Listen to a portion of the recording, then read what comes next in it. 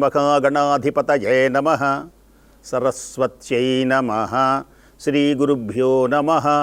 హరి ఓం.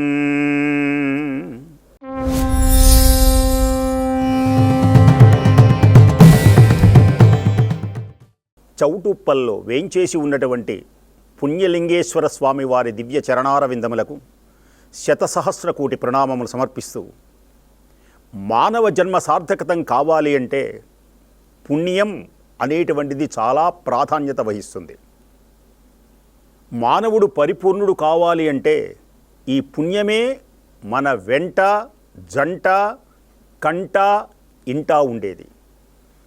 ఈ భౌతికమైనటువంటి ఎన్ని సంపదలు ఉన్నప్పటికీ కూడా ఇహమందున అనుభవించవచ్చునేమో కానీ ఏదో ఒక రోజున అన్నీ విడిచిపెట్టి వెళ్ళవలసిందే. అయితే మన వెంట వచ్చేది ఏది? జీవిత పరమార్థమునకు కావలసినటువంటిది ఏది అంటే పుణ్య సంపద మాత్రమే. అలాంటి పుణ్య సంపదను కలిగించేటువంటి పుణ్య ప్రదేశమే పుణ్యలింగేశ్వర స్వామివారి దివ్య సన్నిధి. ఓం శ్రీ పుణ్యలింగేశ్వర స్వామియే నమః. ఈ సన్నిధిలో అనాథలకు అన్నదానం చేసేటువంటి అదృష్టం ఈ ఆశ్రమంలోనే ఉన్నది. ఇంకొక విశేషం ఏమిటి అంటే ప్రతిరోజు జరుగుతుంది గణపతి నవరాత్రములలో ప్రత్యేకించి అమ్మా నాన్నల అనాథాశ్రమానికి వచ్చి ఈ గణపతి దివ్యమైనటువంటి చరణ సన్నిధిలో ఆ గణపతి యొక్క దివ్య ఆశీస్సులు పొందుతూ ఈ అమ్మా నాన్న అనాథ ఆశ్రమంలో అన్నదానం గనక చేసినట్లయితే అనేకమైనటువంటి జన్మల పుణ్యం మనం సంపాదించుకున్న వాళ్ళమవుతాం. అసలు ఎక్కడైనా అన్నదానం చేయొచ్చు, ఎక్కడైనా పుణ్యం చెయ్యొచ్చు.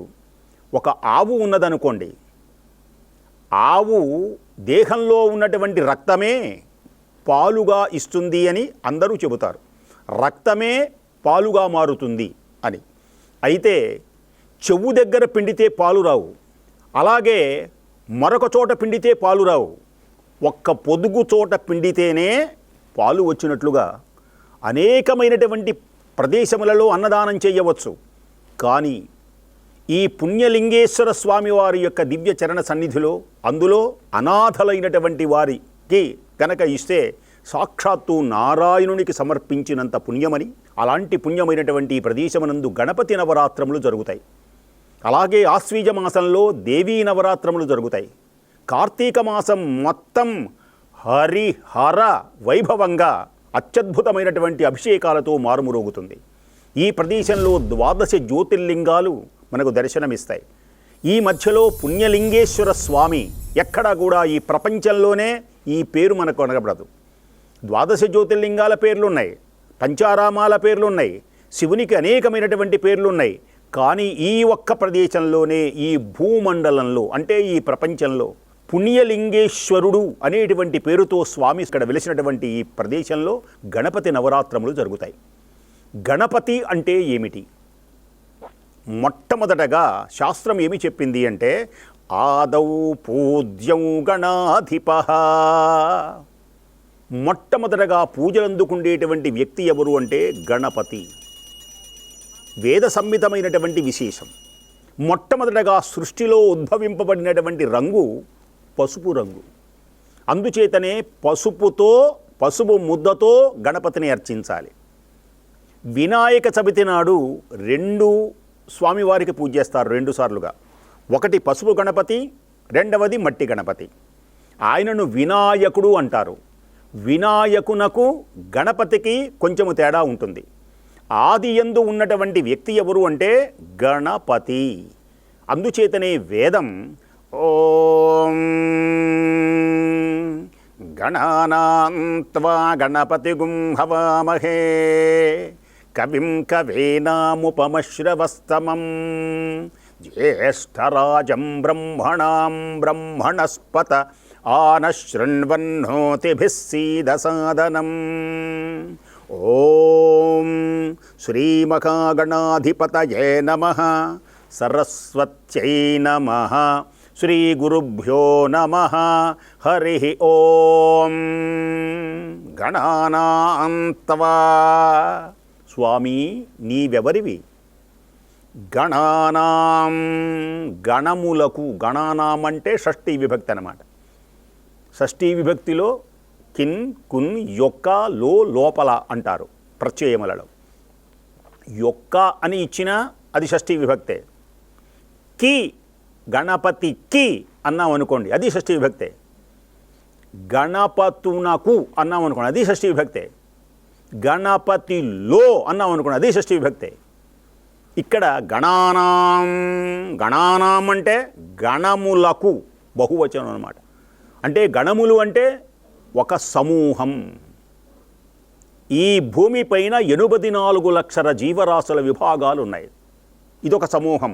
చేపలు కానీ, జలచరములు, ఖగచరములు అంటే ఆకాశమున విహరించే పక్షులు, అదొక జాతి. మరి పక్షుల్లో రకరకాలు. మనమందరం మానవ జాతి. అంటే ఇదంతా ఒక గణం, అంటే దీని పేరు సమూహం. ఈ భూమిపై ఎంతమంది సమూహము ఉన్నది అంటే 84 లక్షల జీవరాశులు ఉన్నవి, ఇవి గణములున్నవి అని తెలియజేశారు. ఇక మరి గగన మార్గంలో అతల వితల సుతల రసాతల తలాతలములలో, భూలోక భువర్లోక సువర్లోక మహర్లోకములలో దేవతలు గరుడ, గంధర్వ, కిన్నర, కింపురుష, సిద్ధ, సాధ్య అనేకమైనటువంటి విభాగాలు ఉన్నాయి. దేవుడు వేరు, దేవతలు వేరు. వీళ్ళందరూ దేవతా సమూహం, దైవగణం. ఇవి కాక పితృదేవతలు అని కొందరు ఉంటారు. సహజంగా మన ఈ లోకంలో 33 కోట్ల మంది దేవతలు, 3 కోట్ల మంది దేవతలు అని మనం పదే పదే అంటాం. అయితే దీని యొక్క రహస్యం ఏమిటో తెలియనటువంటి అన్యులు ఉన్నారే కొందరు, దుర్మార్గులు కొందరు ఉంటారు, మనల్ని విమర్శించేటువంటి వారు, హైందవ సంస్కృతిని విమర్శించేటువంటి వారు. పుస్తకాలు చదవకుండా, శాస్త్రాలు తెలియకుండా, పుస్తకాలు చదవకుండా ఎవరైతే ఉంటారో వాళ్ళు ఏం చేస్తారు అంటే 33 కోట్ల 3 కోట్ల ఏది 10 పేర్లు చెప్పు అనగానే పాపం చదువుకోనటువంటి వాళ్ళు ఉంటారు కదా, వాళ్ళు ఏం చేస్తారు అంటే పాపం మాకు తెలియదండి అంటారు. చూశారా, ఇవన్నీ అసత్యం. 33 లేవు, 3 లేవు, ఉన్నారు. జాగ్రత్తగా వినండి. 33 కోట్ల మంది దేవతలు ఎవరు, 3 కోట్ల మంది దేవతలు ఎవరో ఈ శుభ సమయమునందు గణపతి యొక్క దివ్య వైభవాన్ని చెప్పేటప్పుడు మీకు తెలియజేస్తున్నాను. కోటి అంటే, కోటి అనగా సమూహము అని అర్థం. కోటి అంటే 100 లక్షలు ఉన్నాయనుకోండి, 100 లక్షలని కోటి అంటారు. కోటి రూపాయలంటే. కోటి అంటే అంచు, చివర, కంచి కామ కోటి పీఠాధిపతులు అంటారు. ఆ అర్థం వేరు.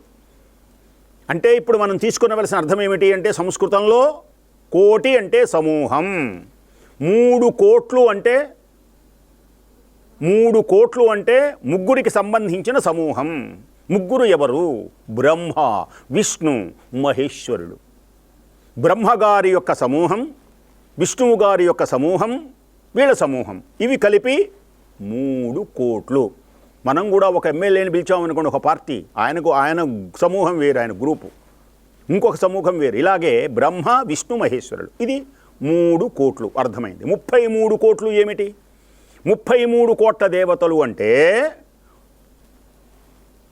12 మంది ద్వాదశాదిత్యులు 12, ఏకాదశ రుద్రులు 11, అష్టవసువులు 8, ప్రజాపతి దివ్యమైనటువంటి ఇంద్రుడు, ఈ మొత్తం కలిపి 33. ఈ 33 కోట్ల దేవతలకు అధిపతి, అధ్యక్షుడు సమూహమునకు ఎవరు అంటే గణపతి. అలాంటి యొక్క గణపతి దివ్య చరణారవిందములను సేవించి మనం చౌటుప్పల్లో ఉన్నటువంటి పుణ్యలింగేశ్వర స్వామి వారి సన్నిధిలో అమ్మా నాన్నల అనాథ ఆశ్రమంలో విచ్చేసి అక్కడ గనక అన్నదానం చేసినా, ఆ సేవ చేసినా జన్మ తరిస్తుంది అని తెలియజేస్తూ ఓం స్వస్తి.